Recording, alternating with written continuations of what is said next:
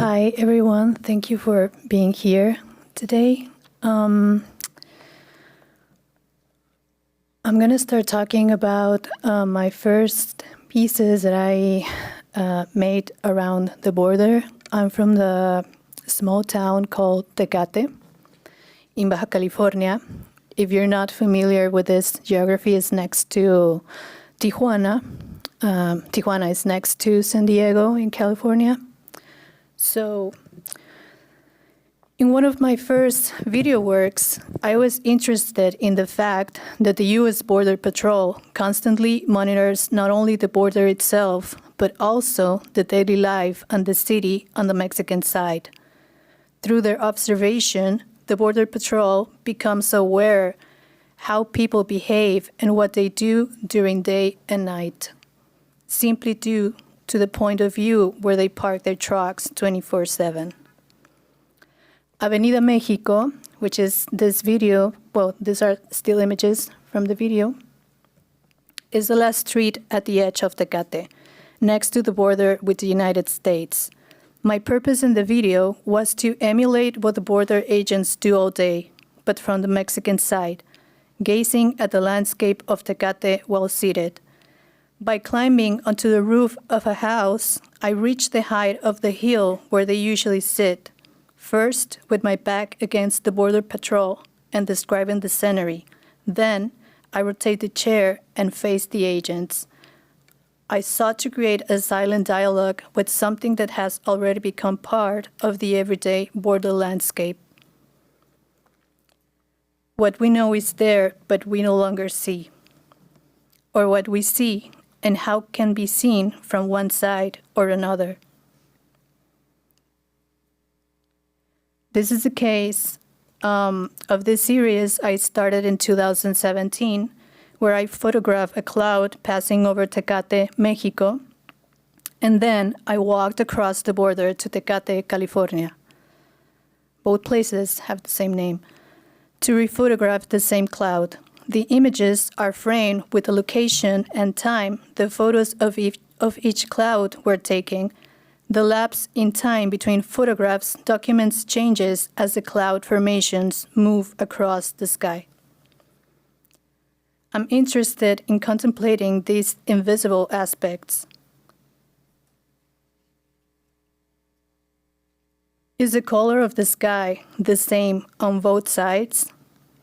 If a cloud changes its shape from one side or the other, does something similar happen when we think about migration?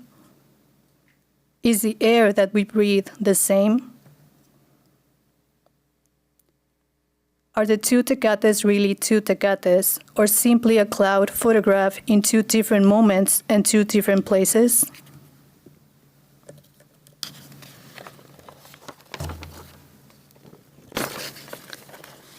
Since I remember, every time I cross the border, I notice the air changes from one side to the other. And since I remember, the two Tecates don't feel the same, even though sometimes I forget in which Tecate I am walking. I wasn't sure if my doubt about the identity of the air was something I was purely imagining, so I went to speak with a group of chemistry researchers at the University of Baja California in Tijuana to ask if they knew of any phenomenon that could explain what I was perceiving. They told me they weren't sure, but that we could do some research. We formed a small team of 4 people and began analyzing the immediate crossing area between Tijuana and San Diego. We began by asking people who crossed regularly if they felt the air was different on either side. At first, they would say something like, "I never thought about it, but now that you're mentioning it, yeah, there's something about it. There's something different."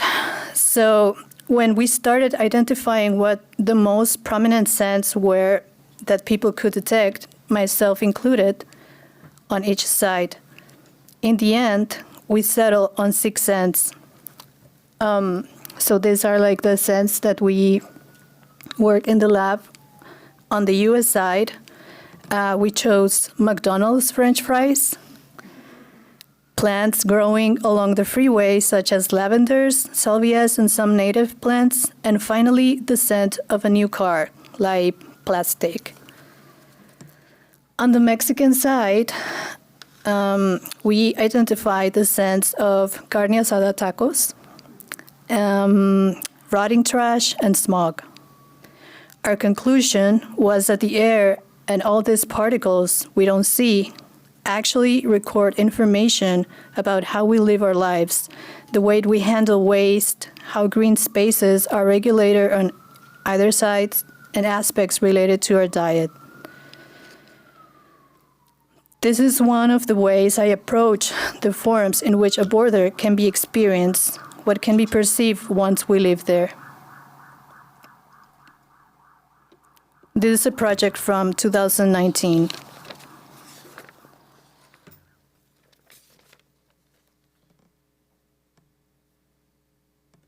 So every time I show this piece, we use diffusers, and the scent changes every day. So one day, if you go on Wednesday, there would be probably like French fries, or the next day, trash or smog. Something similar happened to me years earlier, exactly in the beginning of my art career. In 2007, I moved to Tijuana not only to study at the arts program there, but also looking for the experience's private and local art scene. Very soon, both at the university campus and cultural venues, bars, and talks, I started to realize that everybody and everything related to contemporary art in Tijuana derived from the 19th and early 2000s art world and art scene. But once I wanted to learn more about it, there was practically no library, public collection, no archive, no to consult documents, catalogs, or books on that important period. Border art was everywhere in the memory of people, but nowhere in paper or even photographs. At the time I arrived in Tijuana to study art, border art had become a ghost. So many years later, I decided to translate this early spectral experience into one of my continuous projects. The idea began to crystallize one day when I was visiting my family in San Diego, and I found myself starting at my aunt's garage. I noticed that in this space, she kept tools, boxes of unused clothes, the Christmas tree, and objects that didn't have a place inside her home. However, they weren't considered trash. They were there on standby, waiting to be picked up again. That image started to reappear in my mind every time I thought about works, artists, events, or rumors belonging to border art. I began to think that the situation of border art history simply hasn't had a clear place inside the house, which might symbolize the art history of Mexico, for example. So this idea of storage, where objects wait, led me to think of a strategy to create an archive. In 2019, I invited students from the art department in Tijuana to start this project. The premise was to begin a study of the ways the border has been represented.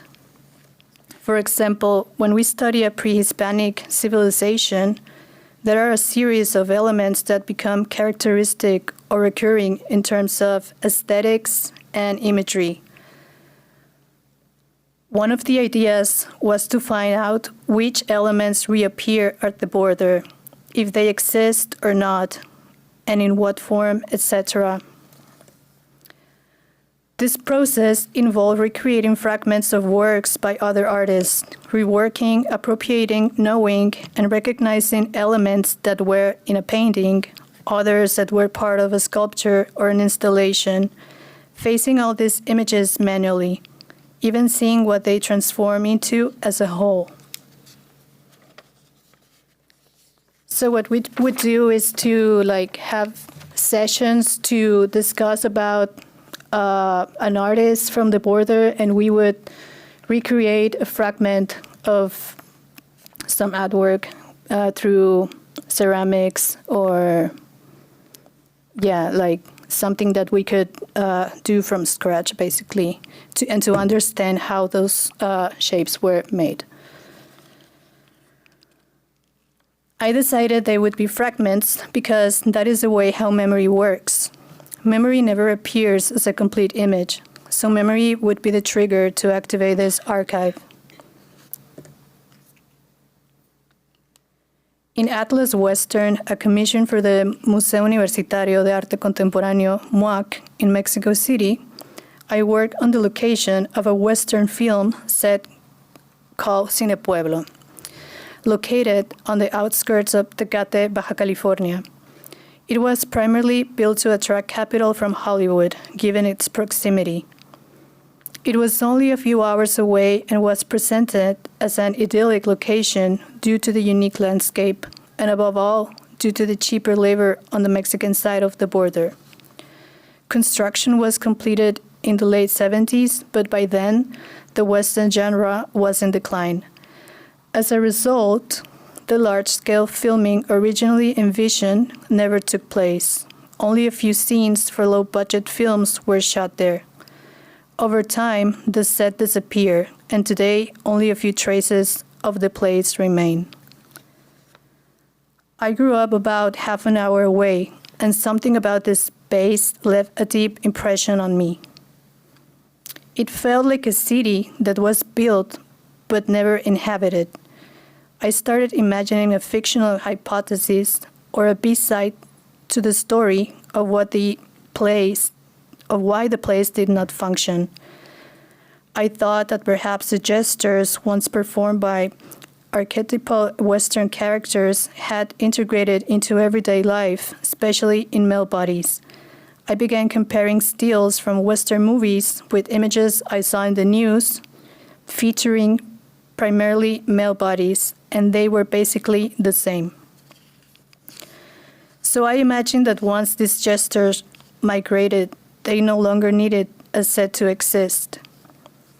The video is a reenactment in Cine Pueblo of iconic scenes from Western movies against the landscape of this place. I meticulously reenacted all the camera movements from specific scenes, but in this case without actors, without bodies, under the idea that these gestures had escaped to become part of everyday life.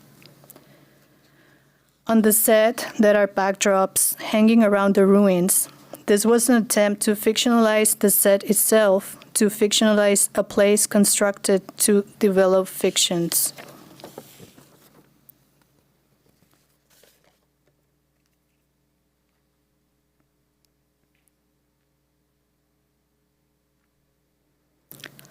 I'm interested in approaching archives as a way of proposing alternative stories and to think what possibilities I have with the information that already has been organized in a certain way to be interpreted through specific perspectives or labels. In more recent years, I began to explore another type of order archive, one related to the Chinese diaspora, which is also part of my own story. I began by visiting different archives in Baja California and California that hold information about the Chinese migration on both sides. In one of the first archives I visited, the images were fading, as if the archive itself was vanishing, disappearing them. They were images from the earliest photographic records of Chinese ships on the Pacific coast. At the same time, I was reviewing the small archive in my family. These are the only photographs left by my grandmother's brothers before leaving Mexico to the US. And this was also the starting point for creating Fong, the video that is part of the appearance.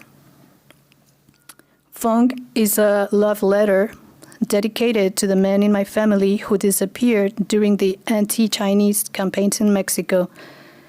At some point, they went to San Francisco, California, intending to reunite with the women who stayed on the Mexican side when things changed, but that never happened.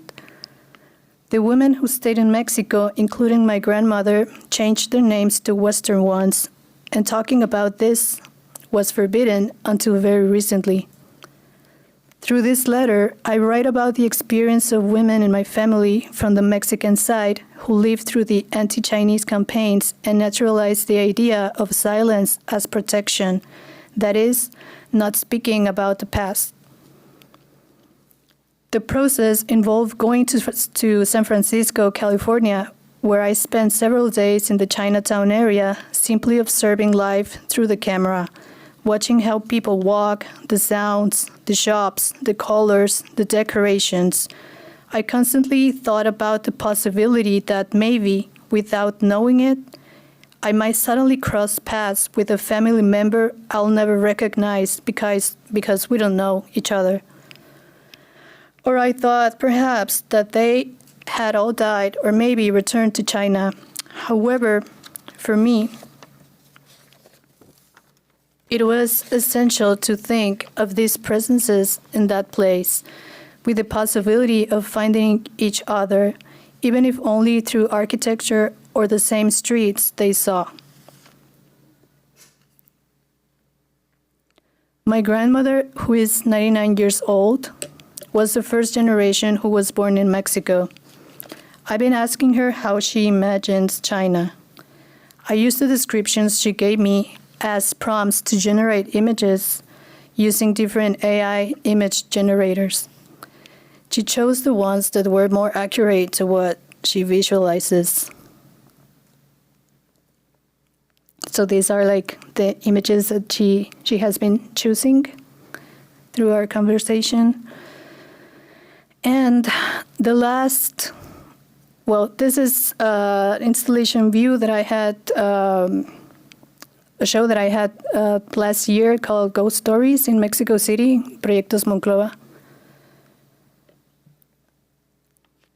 The last series continues on an ongoing installation started in 2023 of light boxes called China Affair.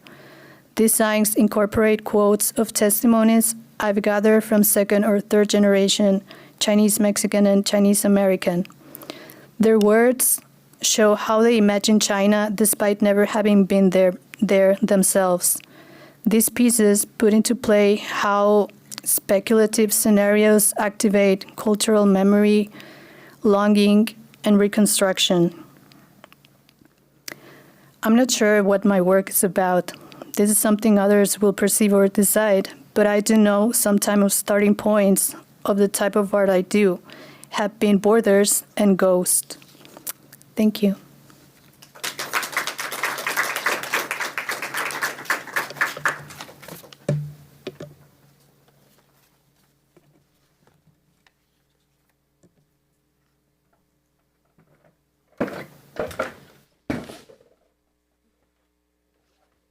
Chantal, thank you so much. It's really great to learn about you and also your practice. You're very new to New York City. As a matter of fact, Yes. You began your first year of Whitney Independent Studies program, right? Yeah. Just over like a month ago? A month ago. Okay. Yeah. And how do you finding your life in New York City, first of all? Well, it's a huge contrast coming from a small town at the border. Yeah, it's like the opposite. Yeah. You finding your peers, your cohorts in the Right. ISB, Yes. and your wide range of teachers. How do you finding them? Are they Amazing. No, it has been great. Yeah, it has been, I mean, it has been only a month, but yeah, it's wonderful.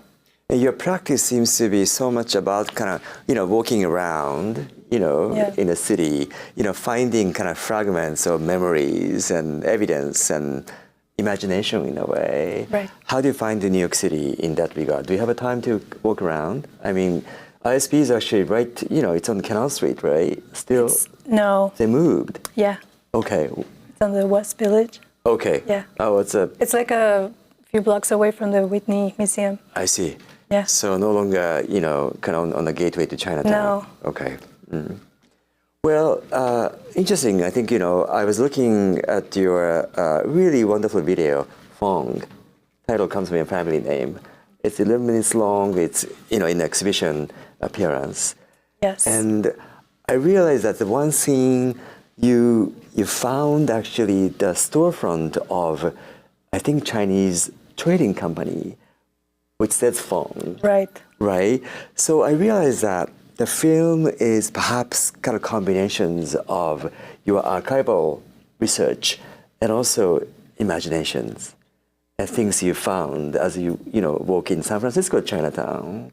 Can you tell me a little bit about actually your practice?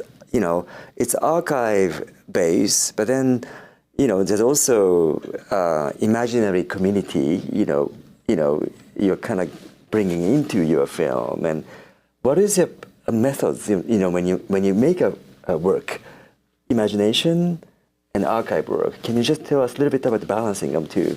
Yeah, well, as you said, it's a combination of both things. There are always silences in archives, in public archives, but also in personal archives. And I think my work happens in those spaces of silences. I've been thinking a lot about this, especially coming from the border and the spaces in between. I'm very interested in that area where like two or three or different worlds can dialogue. Yes. They're not one of the other one, but they're always like mutating at some point. And in this video in Fong, what I did is I was revisiting photographies with my grandmother, but also visiting a lot of archives in La Paz, Baja California Sur, which is a place where migration from China arrived. Right. It was like one of the main places in Mexico. And I actually found a picture of my grandfather for the first time in that archive. Oh, wow. Yeah, it was fascinating because I never saw his face. It was the first time that I was in front of him. Yes. And then I immediately printed the image and showed it to my grandma. How did you identify that's the image of your grandfather? Because you had seen some other pictures in the past? Or? No, but by the name. Okay. Yeah. So that each person in that photograph was identified with a name. Yeah. Okay.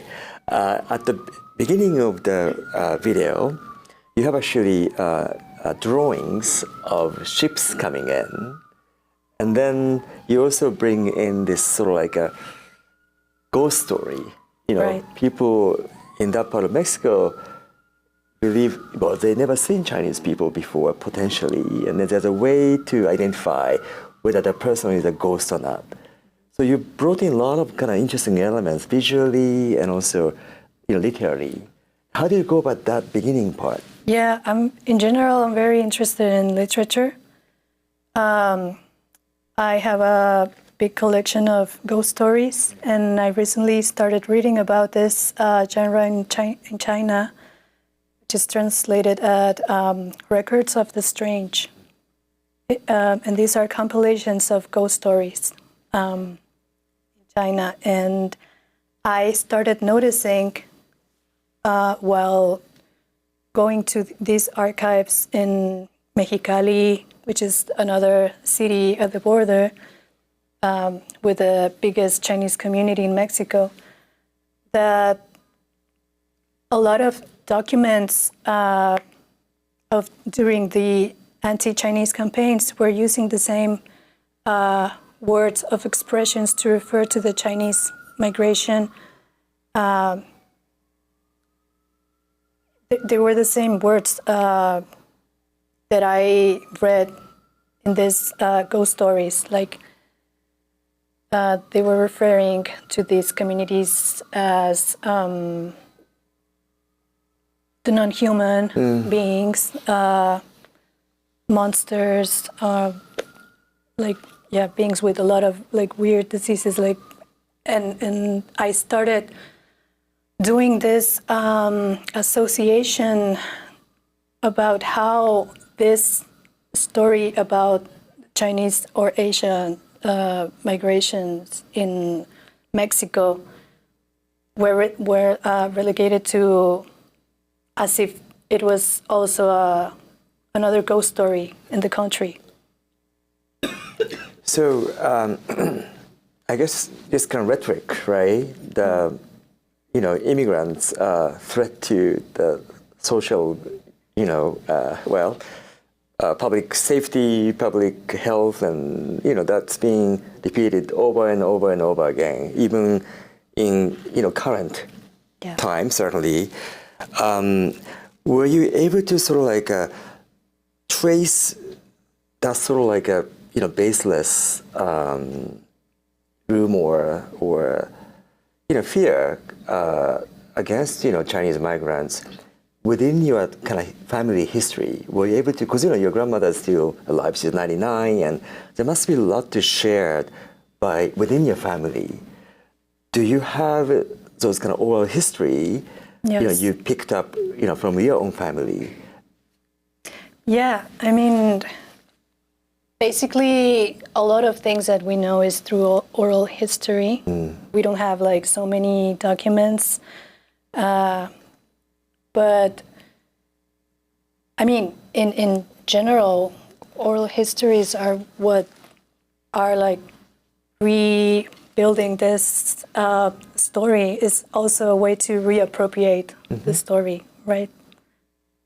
How do you keep track of what your grandma said? I mean, how do you go about actually working with her? Because there's one work you show, she chose certain sort of like a typical images from China, right? Yeah. So what is your method to work with her when you involve her memories and? Well, we would. This was this type of conversations are very like recent, because as I mentioned, this was like forbidden. Like, right. They didn't like to talk about this because it was a traumatic experience. Sure. But now something happened that now she's like very interested in knowing more about, and that happens when I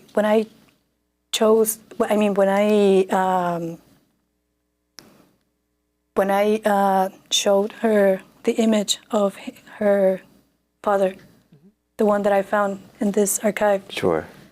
And so she started to be more open about the whole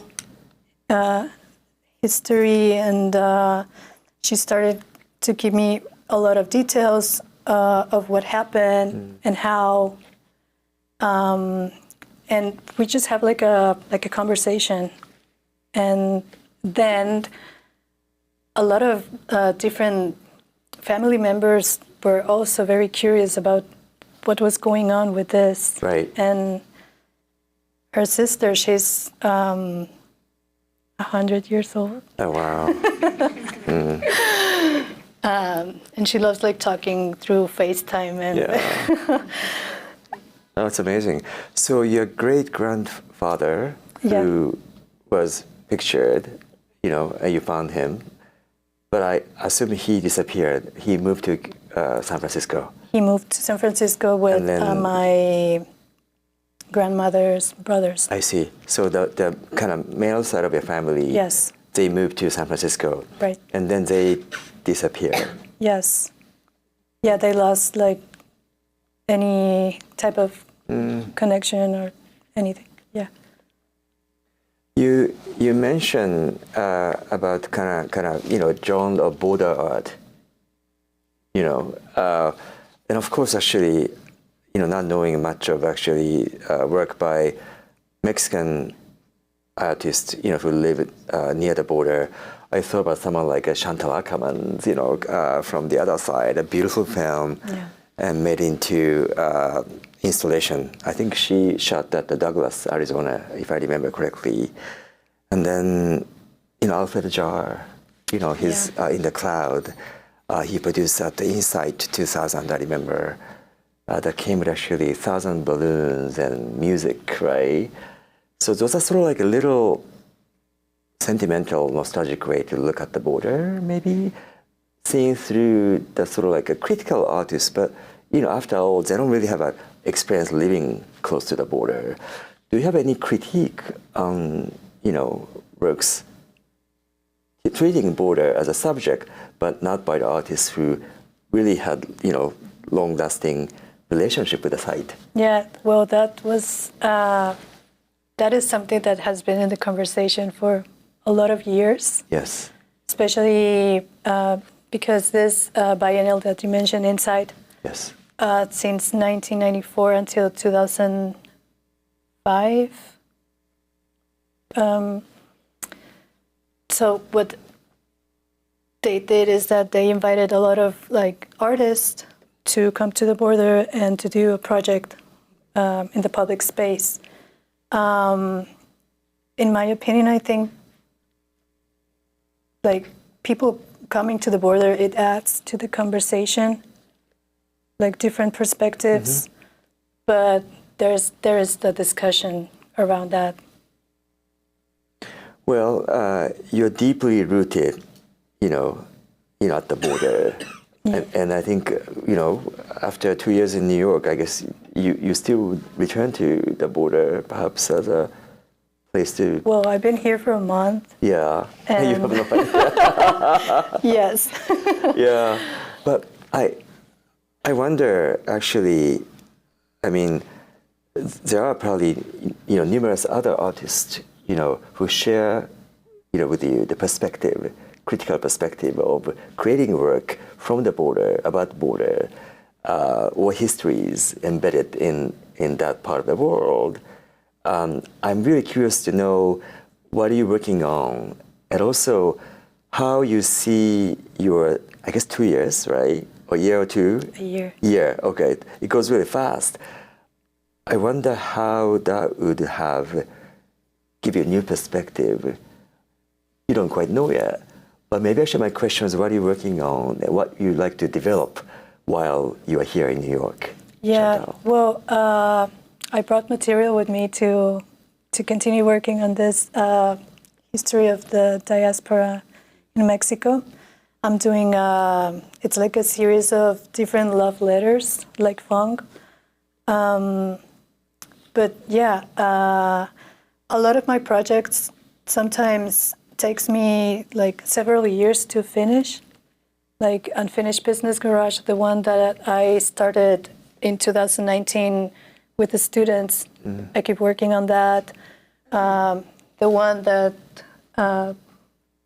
with the light boxes, it's also an ongoing project, and it's a way to keep different conversations open. I think about my work as a conversation as well, and I'm very interested in that, and to create a space where I can dialogue with students about border art, or what the history is and how they are approaching to that, or this is also a way to have conversations with people from the Chinese community at the border. So yeah, that's the way that I approach usually. So I guess your work and your practice are kind of part of the larger constellation of, artists, perhaps Chinese diaspora artists all over the world. Have you had a kind of dialogue with actually, for example, Chinese artists elsewhere in, other parts of the world? I mean, do you have that kind of practice of networking and also, exchanging thoughts? Yeah, well, I actually started doing that very recently. Yeah, because I started this project 2 years ago, and that opens, as I said, different conversations to different group of people. But yeah, that's something that I'm still doing right now. Yes, yeah, I'm sure, being in New York City, I'm sure you see numerous actually Asian artists. They come from all over the world. And Yeah. I think that'll give you a chance to actually expand your, kind of network of thinking and also, artists and others. So it's very exciting that you're here. And it's a really beautiful, very impactful work you show in exhibition appearance. So maybe actually we can open this up. And maybe can we have questions from audience? Okay, just one question? Okay, we have time for one question. So would anyone have a question to Chantal?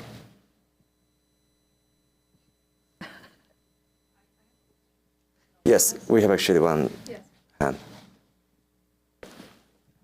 Thank you very much for, I don't know if this is working, but thank you very much for your presentation. So I have a few questions. How were you able to convince your grandmother to go from harboring silence as a way of protecting herself and her family to opening up?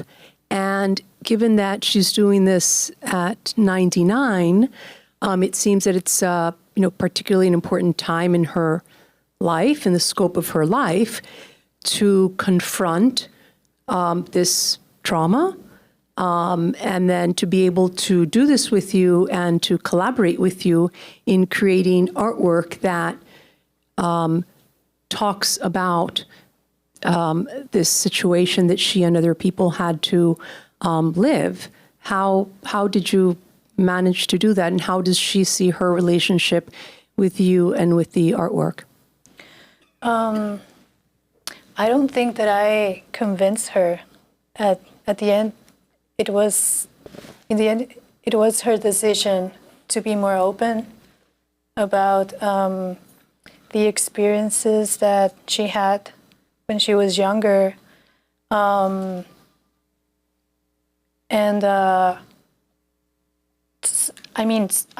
not really sure what happened, to be honest.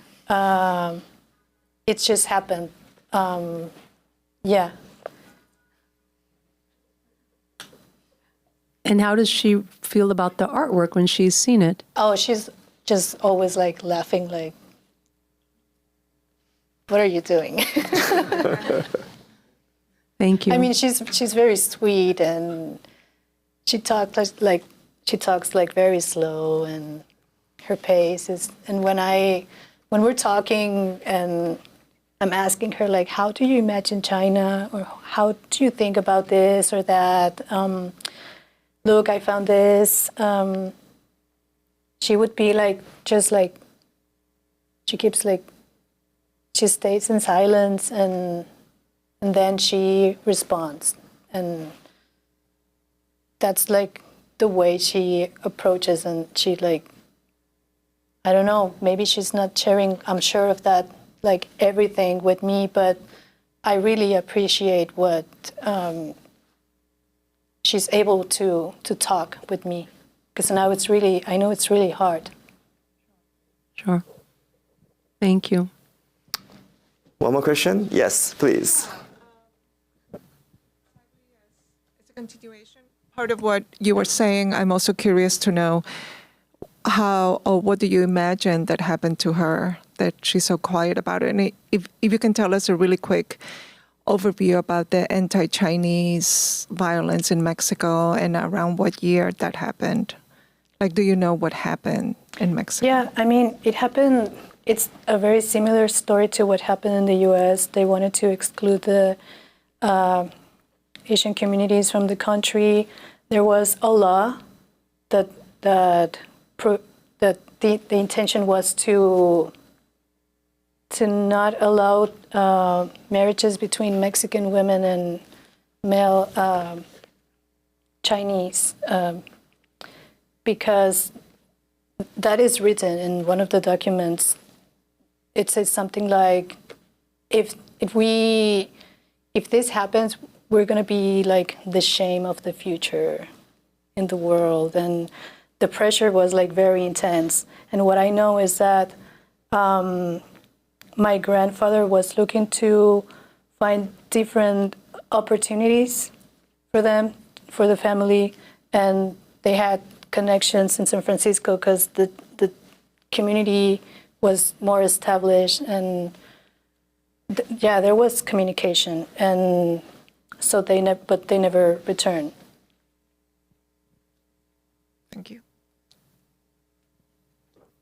Okay, thank you so much, Chantal. Thank you. It's a great way to start, conference today.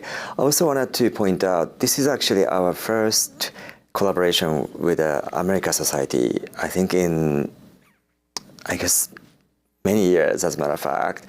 So I'm grateful to everyone who's involved in this, from both institutions, across from each other on Park Avenue. So, I hope actually this would be a good starting point for us to work together to, accomplish the goal together. So thanks again. Thank you. Thank you.